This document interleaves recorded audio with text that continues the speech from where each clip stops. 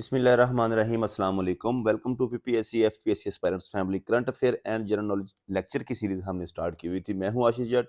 आने वाले तमाम नए दोस्तों को खुशामदीद। वीडियो को लास्ट तक देखिएगा, इसमें आप लोगों का ही फायदा है। चलते हैं अपने क्वेश्चंस की तरफ। पहले नंबर पे हमारे पास जो general knowledge plus current affair series का जो क्वेश्चन है वो है डीप वाटर स्पेस स्टेशन। तो दुनिया जैसे तरक्की कर रही है, तो उसकी एक मुंह बोलता सबूत ये भी है कि अब दुनिया वाले स्पेस स्टेशन बनाने जा रहे हैं समंदर की तह में। और ये कोई पहली मर्तबा नहीं होने जा रहा, इससे पहले भी एक मर्तबा ये हो चुका है। ठीक है, उसकी मिसाल हम ये ले सकते हैं कि यूएसए ने 1962 में ये काम कर लिया था, और अब ये काम कौन सा मुल्क करने जा रहा है जी, चाइना। तो चाइना एक समंदर की तह में स्पेस स्टेशन बनाने जा रहा है। ये दुनिया में एक नई डेवलपमेंट होने जा रही है। ठीक है, ये आपने याद रखनी है। चाइना ने ये सोचा है कि ये प्रोजेक्ट स्टार्ट किया जाए फरवरी 2025 में। ठीक है, और ये किसके साथ मिलके कर रहा है चाइना?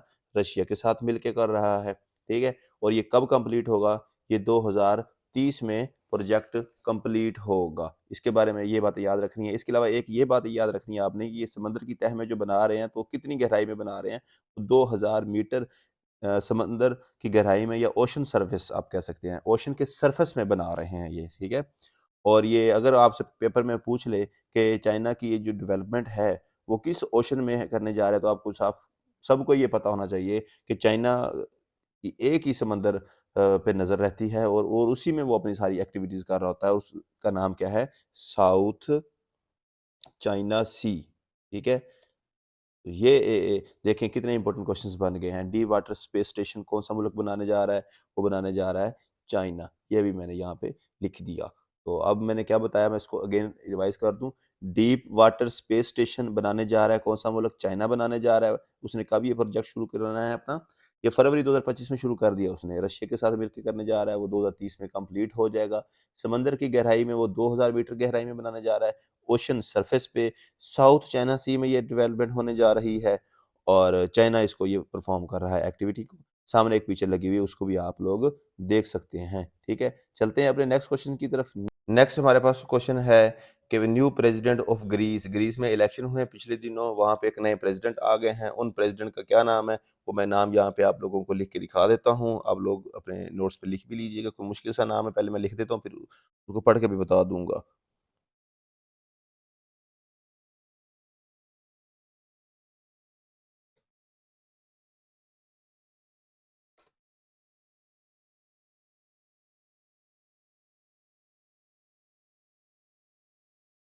ये जो उनका नाम है, कॉन्स्टेंटाइनोस टेस्लोस, तो इस तरह का कोई उनका नाम है। तो ये इलेक्शन हुए हैं, उसके बाद ये आ गए हैं जी 12 फरवरी 2025 को।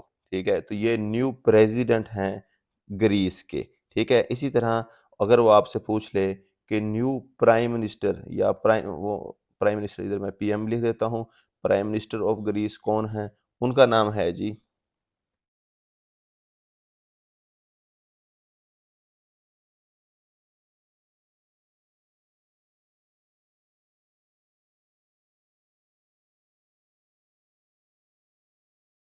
तो ये जो उनका नाम है, करियाकोस मिसोटाकियस। तो अंग्रेज़ हैं, इनका नाम भी अजीब ही होता है, तो आप लोगों ने इसको याद रखना है। अच्छा, तो ग्रीस के बारे में अब वो मज़ीद मज़ीद आप लोगों से सवालात पूछ सकता है कि ग्रीस का कैपिटल क्या है? ग्रीस का जो कैपिटल है वो है एथेंस। ठीक है? इसके अलावा ग्रीस में कौन-सी ज़ुबान बोली जाती है? वहाँ पे ग्रीक लैंग्वेज बोली जाती है। और ग्रीस में कौन-सी करेंसी है ग्रीस कंट्री में? तो यूरो वहाँ की करेंसी है। तो ज़ाहिर हुआ यूरोपीय यूनियन का ये मेंबर है। अच्छा, ग्रीस ने आज़ादी कब हासिल की थी? ग्रीस ने 1830 में आज़ादी हासिल की थी। और किससे वो आज़ादी हासिल की थी? वो उसने की थी ओटोमन अम्पायर से। मैं ईएम लिख रहा हूँ यहाँ पे। ओटोमन अम्पायर से 1930 में ग्रीस ने आज़ादी हासिल की थी। तो ग्रीस काफ़ी इम्पोर्टेंट कंट्री है। और ये यूरोपीय यूनियन का मेंबर कब बना था? ये यूरोपीय यूनियन का जो मेंबर बना था 1981 में बना था यूरोपीय यूनियन का मेंबर। इसके अलावा ग्रीस को क्या कहते हैं? इसको होम ऑफ एंशिएंट फिलोसोफर कहते हैं। वहाँ से बेशुमार फिलोसोफर आए हैं और गुज़र गए हैं, जिनमें से हम कह सकते हैं कि जो माने जाने वाले फ़िलोसोफ़र हैं, उसको आप इस तरह याद रख सकते हैं, SPAA, स्पा से। एस से क्या मुराद है? सोक्रेट, पी से प्लेटो, ए से अरिस्टोटल और ए से अलेक्जेंडर। ये इसी तरह है, इनकी तरतीब इस तरह आप याद रखनी है कि सोक्रेट उस्ताद था प्लेटो का, प्लेटो उस्ताद था अरिस्टोटल का, अरिस्टोटल उस्ताद था अलेक्जेंडर द ग्रेट का। तो इस तरह एक तरतीब आपने याद रखनी है। इन तमाम का ताल्लुक कहाँ से था? ग्रीस से इनका ताल्लुक था। ठीक है? इसके अलावा फर्स्ट मॉडर्न ओलंपिक गेम्स कहाँ पे हुई थी? वो भी ग्रीस में हुई थी। वो कब हुई थी? 1896 में हुई थी। ठीक है? और सेकंड बार वो कब हुई? जब दूसरी मर्तबा वो हुई, वो कब हुई? वो हुई थी 2004 में। तो ये आपने याद रखना है कि ग्रीस में फर्स्ट ओलंपिक्स हुई थी, मॉडर्न ओलंपिक्स जो गेम्स हुई थी, वो 1896 में हुई थी और अगेन वहाँ पे कब हुई? 2004 में। तो ये देखिए कितने क्वेश्चंस हैं, आपने सारे याद रख लेने हैं। उसके प्रेज़िडेंट का नाम याद रख लेना है। 12 फरवरी 2025 को इलेक्शन हुए हैं।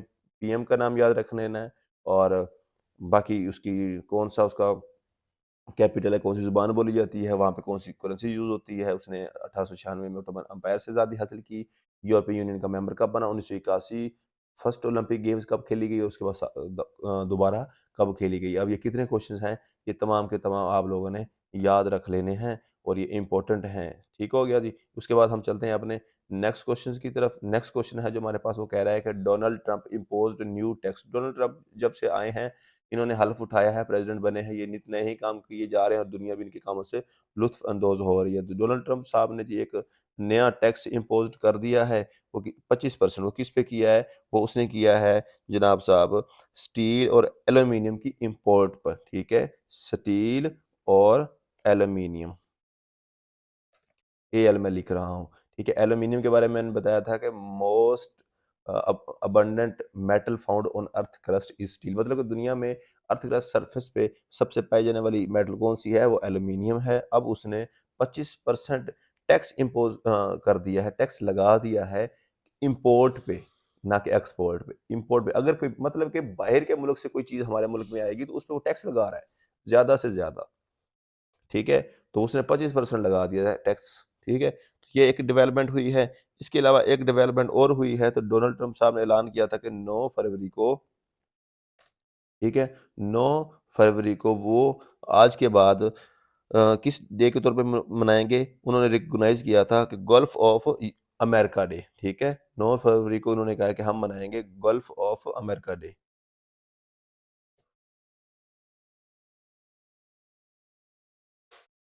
ठीक है?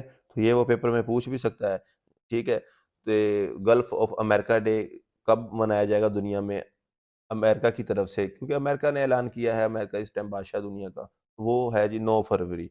तो ये भी डेवलपमेंट करंट अफेयर आपने याद रखना है, ठीक हो गया? तो पिछले दिनों मैंने बताया था इसकी बहस भी हुई है यूक्रेन के प्रेज़िडेंट के साथ, तो उस बेचारे को काफ़ी इन्होंने और इनके वाइस प्रेज़िडेंट जेडी वांस साहब ने काफ़ी धोया है, ठीक है? तो ये आपने इसकी डेवलपमेंट याद रखनी है। नेक्स्ट क्वेश्चन है हमारे पास चेंज 8 मिशन। तो चेंज 8 मिशन से क्या मुराद है कि चाँद पर एक नया मिशन भेजा जा रहा है, तो इसको हम कहेंगे लूनर मिशन, क्योंकि चाँद पर भेजा जा रहा है, ठीक है? लूनर मिशन के नाम से इसको याद रखेंगे। अच्छा, ये कौन-सी कंट्री भेज रही है? ये पाकिस्तान भेज रही है। अब पाकिस्तान भेज रही है, तो पाकिस्तान किसकी मदद से भेज रहा होगा? सबको पता है। तो पाकिस्तान चाइना की मदद से भेज रहा होगा और ये मतलब कि अपना मिशन कब कंप्लीट होगा ये वाला? ये 2028 में कंप्लीट होगा। ये आपने याद रखना है। चेंज 8 मिशन, एक नया मिशन स्टार्ट किया है पाकिस्तान ने चाइना की मदद से। ये लूनर मिशन है, चाँद पे भेजा जा रहा है मिशन और ये कब कंप्लीट होगा? ये कंप्लीट होगा 2028 में। ठीक हो गया जी? तो ये एक इम्पोर्टेंट क्वेश्चन था करंट अफेयर का, ये भी आप लोगों ने याद रखना है। उसके बाद हमारे पास है question next, China's BRI withdraw. सबसे पहले आपको पता होना चाहिए बीआरआई क्या है? बेल्ट एंड रोड इनिशिएटिव, जो कि चाइना ने स्टार्ट किया है। उसमें से एक कंट्री ने विथड्रॉ कर दिया। उस कंट्री का क्या नाम है? उस कंट्री का नाम है जी पनामा। सही है? उस कंट्री का नाम है जी पनामा। तो ये आपने याद रखना है। अच्छा, पनामा के बारे में मैं आपको थोड़ा-सा बता देता हूँ। पनामा का जो कैपिटल है वो भी इसी के नाम से है। कोई कंट्री का नाम पनामा है, तो इसका जो कैपिटल होगा उसका नाम क्या होगा? इसी के नाम से होगा। तो पनामा सिटी इसके कैपिटल का नाम होगा। सही है? उसके बाद क्या है जी, पनामा की करेंसी कौन-सी है? पनामा में डॉलर करेंसी है। क्लियर क्लियर है। उसके बाद पनामा में कौन सी ज़ुबान बोली जाती है? पनामा में स्पेनिश ज़ुबान बोली जाती है। ये भी आपने याद रख लेना है। अच्छा, और पनामा में कौन-सा निज़ाम है गवर्नमेंट का? वहाँ पे सदारती निज़ाम है, ये भी आपने याद रख लिया। इसके बाद ये है कि पनामा मौजूद कहाँ पे है? पनामा मौजूद है जी सेंट्रल अमेरिका में, सेंट्रल अमेरिका में। अच्छा, इसके अलावा पनामा के बारे में ये बात आपने याद रखनी है कि पनामा को क्या कहते हैं? पनामा को कहते हैं कि इट इज़ अ ब्रिज या this is a bridge between north America and south south America. Panama क्योंकि सेंट्रल अमेरिका में मौजूद है, ठीक है? तो इसी तरह आप ये भी कह सकते हैं कि सेंट्रल से मुराद ये कि सेंटर में मौजूद है, इसकी एक तरफ नॉर्थ अमेरिका है और एक तरफ साउथ अमेरिका है। साउथ अमेरिका और नॉर्थ अमेरिका के दरमियान ब्रिज को क्या कहते हैं? पनामा। ये क्वेश्चन भी आपने याद रखना है। अच्छा, और ये जैसे कि आपको सामने मैप नज़र आ रहा है कि पनामा के एक तरफ साइबेरियन सी है और दूसरी तरफ है पैसिफिक ओशन। और इसी तरह पनामा के जो है अपना ईस्ट में, ठीक है? पनामा के ईस्ट में हमारे पास है कोलंबिया और पनामा के वेस्ट में हमारे पास है कोस्टा रिशिया। ये मैंने लिख भी दिया है ई और डब्ल्यू। ठीक है? ये सामने पनामा का भी आपको मैप नज़र आ रहा है। पनामा सिटी इसका कैपिटल है। इसके ऊपर की तरफ भी एक सी है और नीचे की तरफ भी एक सी है। अच्छा, अब ये है कि पनामा जो है, बड़ा ही इम्पोर्टेंट कंट्री है। इसकी तरह आपने एक पनामा कनाल के बारे में भी सुना होगा, वो भी यहीं से है। वो पैसिफिक ओशन और अटलांटिक ओशन इन दोनों को आपस में मिलाती है। पनामा कनाल किस-किस को मिलाती है? पैसिफिक ओशन और अटलांटिक ओशन, इन 2 ओशंस को आपस में मिलाती है। उसके बाद हम चलते हैं अपने नेक्स्ट क्वेश्चंस की तरफ। नेक्स्ट क्वेश्चन है हमारे पास पोलियो केसेस इन पाकिस्तान। तो पाकिस्तान में पोलियो के केसेस मज़ीद आ गए हैं। 2024 में पाकिस्तान में जो पोलियो के केसेस आए थे, वो थे तकरीबन मेरे ख़्याल से 74 थे। और अब 2025 अभी शुरू ही हुआ है, तो पोलियो के केसेस मज़ीद आना शुरू हो गए हैं। तो वो 2025 में अब तक कितने पोलियो के केसेस आ गए हैं? वो आ गए हैं तकरीबन कुछ 6 आ गए हैं। इसमें से पंजाब में कितने हैं? पंजाब में हमारे पास है 1 पोलियो का केस आया है, ठीक है? वो एक पोलियो केस है और पंजाब में वो किस जगह से आया है? वो मंडी बहाउद्दीन से आया है। इसी तरह केपीके से भी पोलियो का केस आया है, वो भी कितने हैं? वो भी 1 है। वो केपीके में किस जगह से आया है? वो डेरा इस्माइल खान से, डीआई खान से आया है। और बाकी के जो 4 केसेस आए हैं, वो आए हैं सिंध से, ठीक है? सिंध से आए हैं बाकी 4 केसेस। और वो सिंध में कहाँ-कहाँ से आए हैं? वो आए हैं ठट्ठा से आए हैं और आए हैं लाड़काना से। और आपको एक और बात बता दूँ, पोलियो की जो टाइप्स हैं, पोलियो की जो टाइप्स हैं, वो 2 तरह की होती हैं टाइप्स की, ठीक है? एक को कहते हैं हम वाइल्ड पोलियो वायरस, जिसको हम डब्ल्यूपीवी भी कह सकते हैं। और दूसरी है हमारे पास वैक्सीन ड्राइव्ड पोलियो वायरस। तो ये उस पोलियो की 2 टाइप्स हैं। और पोलियो के बारे में जो पेपर में क्वेश्चन आता है, पोलियो क्या है? Polio is a viral disease. Polio is a viral disease which is caused by paralysis, ठीक है? वायरल डिज़ीज़ है, मैं इधर लिख भी रहा हूँ, वायरल डिज़ीज़ है, वायरल डी लिख दिया। और इसके अलावा ये कॉज्ड बाय है पैरालिसिस। पैरालिसिस से मुतालिक भी पेपर में क्वेश्चन आता है।